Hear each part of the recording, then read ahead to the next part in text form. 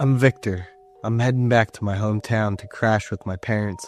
After going through a rough patch with work and relationships, I decided to live in the basement since it has everything I need, like a bathroom and a kitchen. It makes me feel like I'm living in my own place. Other than working at my new job, I'll just be hanging out in the basement, reading, listening to music, and enjoying my own space. And it's this basement that both put me at risk and helped me get away from it. A few months ago, one night, there was a crazy storm and I was home alone. After checking all the doors and windows upstairs, I went back to my own space. I turned on the light, read a book, and just enjoyed the sound of the rain. It was so relaxing. By the time my eyes got tired and heavy, I put the book down, but kept the light on like usual and went to bed. The next second, the light went out, and I was engulfed in darkness. I wasn't really freaked out or confused. It's pretty normal for a storm to mess with the power lines. I figured I'd just sleep like that, and everything would be back to normal by morning. I closed my eyes for a bit, then got jolted awake by a loud bang. At first, I thought it was a broken tree branch hitting the window. But the second time, the sound was followed by what I was pretty sure was a metallic noise. The third time I heard the loud noise, I was sure the window had been broken. I jumped up like hell, ran to the basement door, and quietly locked it. Back in bed, I fumbled for my phone to call the police, but the Wi-Fi was down when the power went out, and there was no phone signal. I went back out, stood by the basement door, and tried to listen. Then I realized, staying in here was pointless. This basement had no windows, and there was no way out if something went wrong. I held my breath, unlocked the door again, and tiptoed out. My heart was pounding with every step, and it was getting clearer. There were about 2 or 3 people, and they started searching the house upstairs. They were whispering to each other, but I couldn't make out what they were saying. I pictured the house layout. Go upstairs, turn right, and you'll see the kitchen. The window there could help me escape. Using the darkness to my advantage, I started putting this crazy plan into action. Just a few steps I'd usually take, but for some reason, it felt so exhausting in that moment. My mouth was dry, my heart was racing, and I tried to push down my fear to save myself. About 5 steps away from the floor, all I could make out were the blurry silhouettes of 3 guys from the flashlights in their hands. They were all tall, and there were a lot of them, but what really made me freeze was the thing they were holding. Guns. I gasped right away. My mind was all over the place, and the house suddenly felt unrecognizable. Find a way to the basement. Victor's down there. Don't let him know you're coming. What the heck? They know my name. What's going on? Who are these people? I almost lost my balance and nearly fell back into the basement. A chill ran down my spine as I heard the footsteps of the 3 guys above and their flashlights' faint beams shining through the gaps in the stairs. There were only 5 more steps, but why did each one feel so long? And time seemed to slow down. The guns in their hands made it hard to breathe, and my legs felt like they were going to give out. There was only one thought in my head. How the hell do I get out of here? But the atmosphere felt like it was closing in, suffocating me.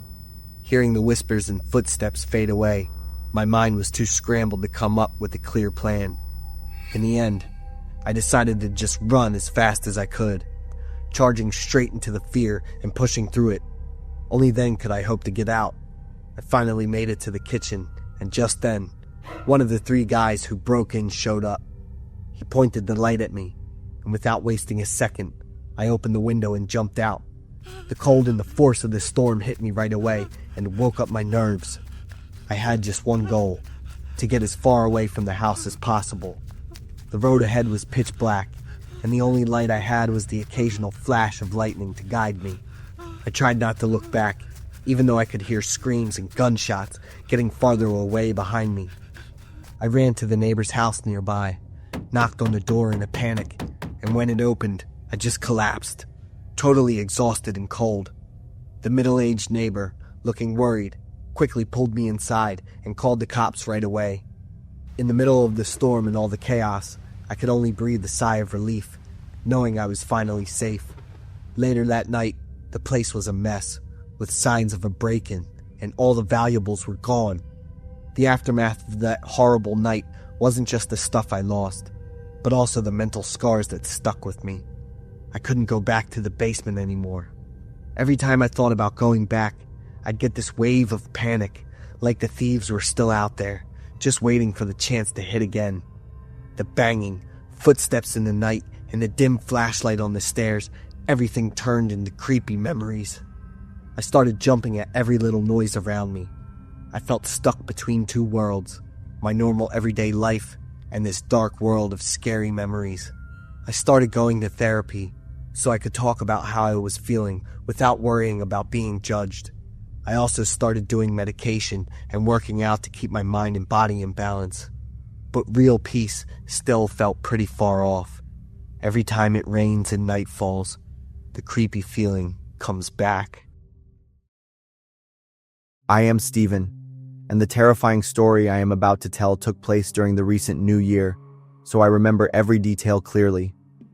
Peter, my best friend from college, asked me to come house sit and take care of his beloved dog. Peter was someone with a higher income than me, and his house was spacious and well equipped. He was going on a New Year's trip with his family but couldn't bring his dog, Jax, and didn't feel comfortable leaving him at a pet hotel. I agreed to Peter's request since I didn't have any special plans for the holiday. I don't have any relatives other than my mother. When I was 18 and started university, my mother remarried, and I was happy to see her happy with her choice. Peter said I could invite my girlfriend over if I started feeling bored. He looked at me with a knowing smile after saying that, and then burst out laughing. I stayed at Peter's house for 2 days, and the first night was uneventful, nothing out of the ordinary. I just lay on the sofa, watched a few movies, and played with Peter's dog. The second night was also New Year's Eve, and I felt a sense of loneliness creeping into the air, amidst the distant sound of fireworks and the darkness that enveloped the unfamiliar house. Though I tried to enjoy the special atmosphere as the moment of the new year approached, I couldn't shake the feeling of isolation, a touch of sadness lingering within me. I decided to invite my girlfriend over. She said she would be a little late because she was having dinner with her family. It was around 10 p.m. I was lying on the sofa and absent-mindedly yawning a few times when I heard a knock on the door. I thought it was my girlfriend, so I happily ran to open the door. But standing in front of me was a completely unfamiliar girl. She introduced herself as Peter's girlfriend and said she had come to collect a few things she had left behind in his bedroom. I stood frozen for a moment, staring at the girl, but it wasn't her that caught my attention. It was the surprise that overtook me. I was surprised because Peter had never mentioned having a girlfriend in any of our conversations. We were very close and shared everything. I couldn't believe that he had a girlfriend and never told me about it. However, the girl seemed confident and at ease, as if she really knew Peter and this house well. Still, I remained cautious and tried calling Peter to confirm instead of letting her in right away. But the call went unanswered. He was probably busy with the party. I didn't want to make things difficult for the girl, especially since she kept insisting that she was Peter's girlfriend. After a moment of hesitation, I decided to let her into the house. She quickly made her way to Peter's bedroom. I stayed in the living room, watching TV. But honestly, I couldn't shake the feeling of curiosity, and there was still a bit of surprise lingering in my mind.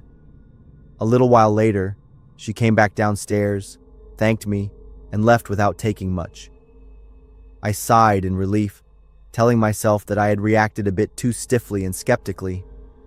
I returned to the dog and resumed watching the show, trying not to focus on the confusing thoughts in my mind.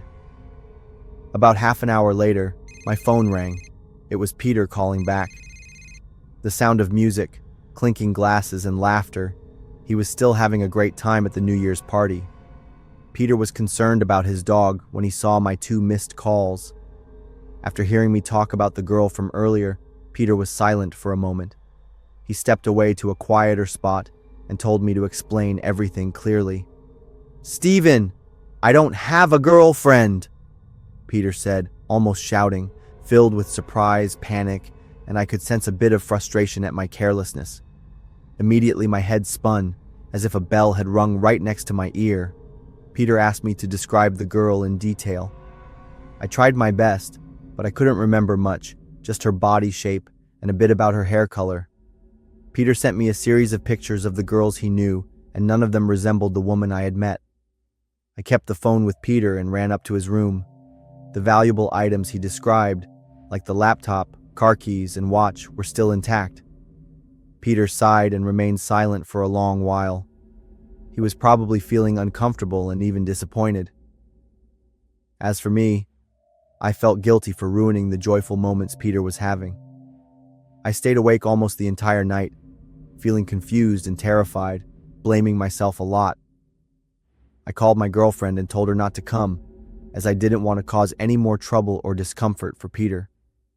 The next morning, Peter returned earlier than expected.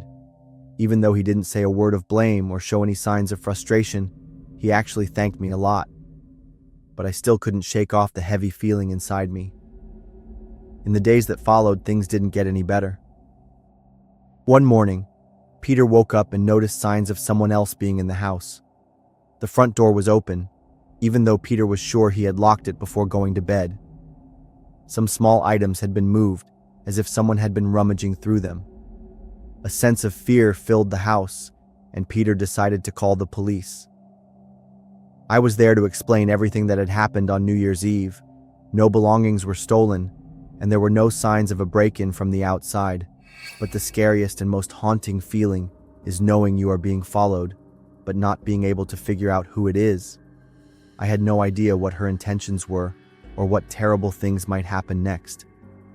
Every night, Peter would hear small sounds echoing through the house, the sound of the floor creaking, footsteps softly padding on the carpet, as if someone was stealthily moving around the house. Sometimes Jax would bark frantically, but when we checked, there was nothing to be found. The atmosphere in the house became incredibly tense and suffocating. Due to work commitments and other relationships, Peter decided not to move to a new place, but to find a solution instead. Peter decided to install the most advanced cameras both inside and outside the house, and from that point on, the strange events ceased. The police continued to monitor the situation for several more months before officially closing the investigation. However, both Peter and I were still very confused, not knowing who that girl was, and whether she was the intruder or if there was another mysterious figure involved.